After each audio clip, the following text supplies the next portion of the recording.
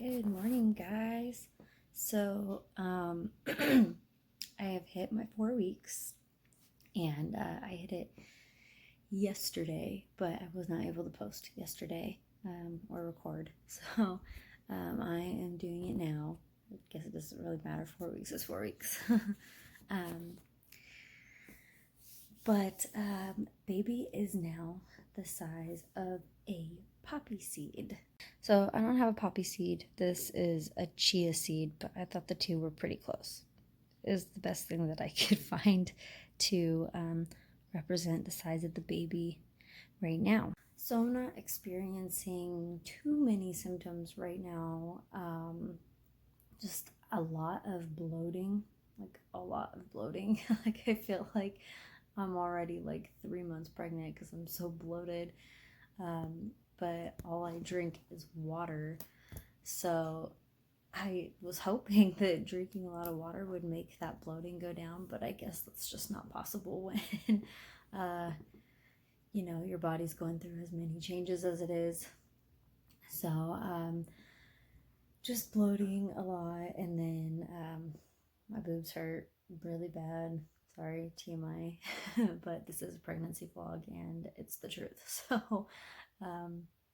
So yeah, they just hurt really, really bad. I think that was my first symptom, and I get random little dizzy spells, but I don't know if that's because of being pregnant, or I have always kind of had on and off dizzy spells, so I don't know if the two are related.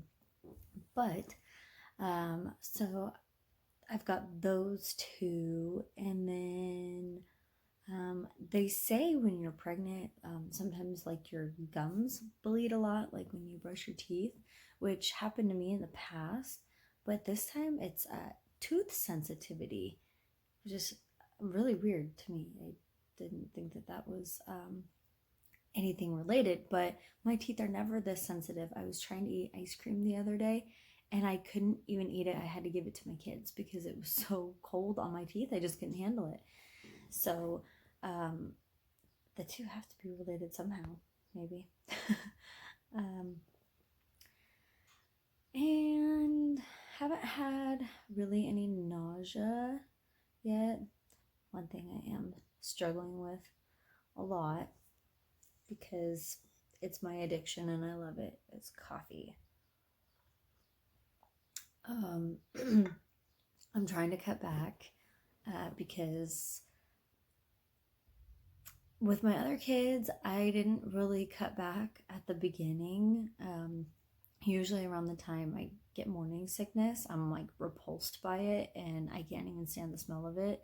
So I just drank as much as I wanted until then. But because my last pregnancy ended in miscarriage, I am trying really hard to play by the rules because I don't want anything to happen this time. So I read that it's okay to have like 10 ounces of caffeine a day. It's like a 10-ounce coffee from Starbucks they used as an example. So I try and just keep it at 1 cup in the morning, but I am like an avid coffee drinker. I drink it throughout the day.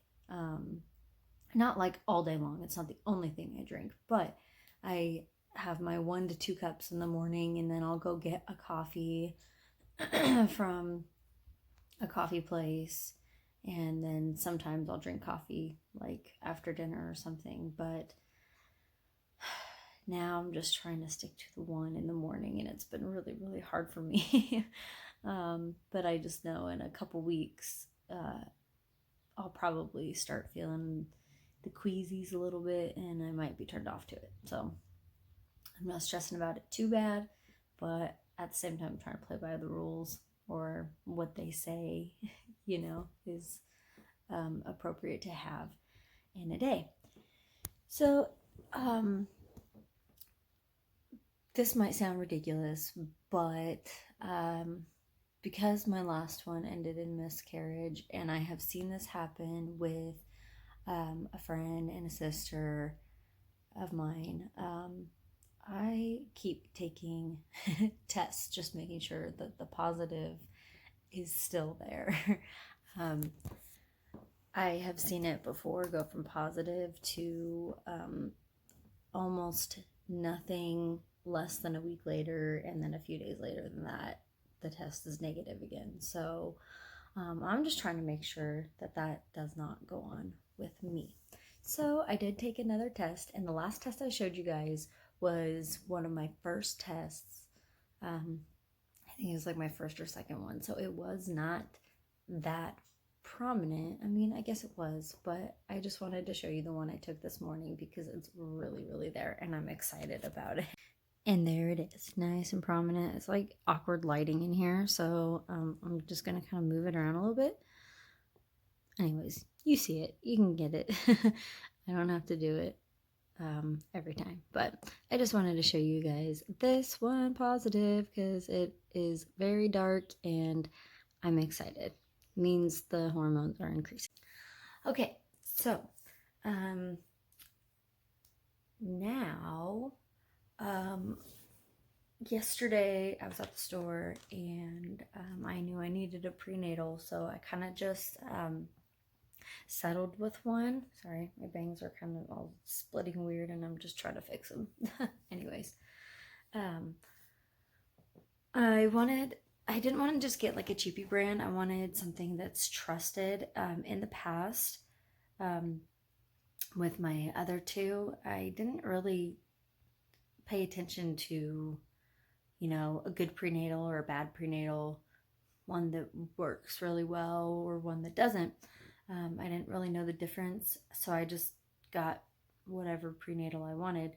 But now I know the difference, and I know it's important to get one that has everything in it and one that's trusted. So I ended up getting the 1-a-day gummies.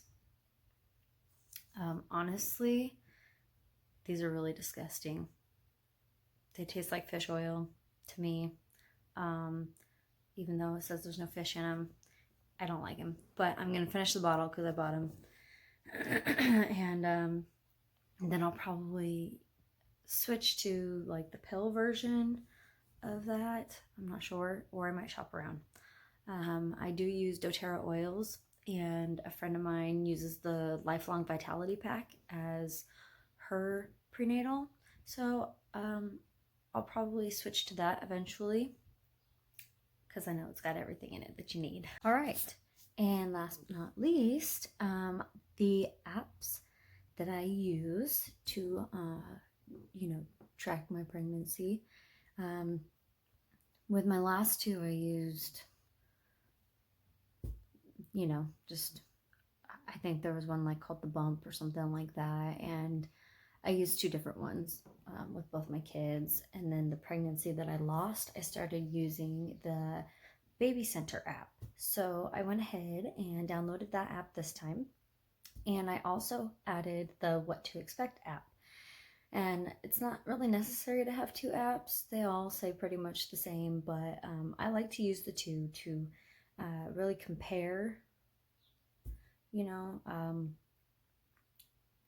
compare information and compare what they say and what they have to offer, because they are two different apps. The stuff that they have to offer on there, or like that they show, like on the Baby Center app, they've got all kinds of like videos and facts, and you could bookmark them and save them. And like one of the my favorite ones that I added is important foods to eat when you're pregnant.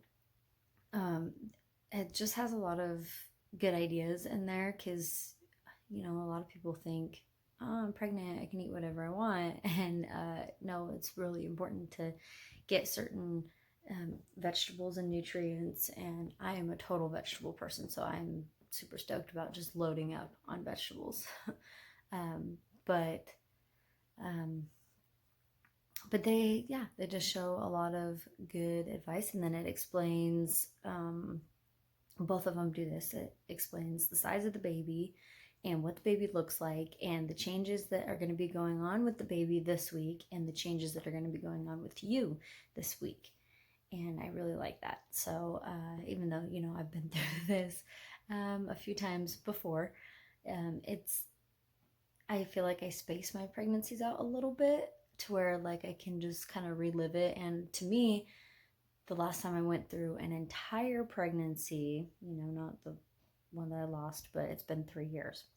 And so it just is a good reminder of everything to expect and everything that's going on. So, yeah, guys, I will check in with you next week when I hit week number 5. And have a great week, guys. Thanks.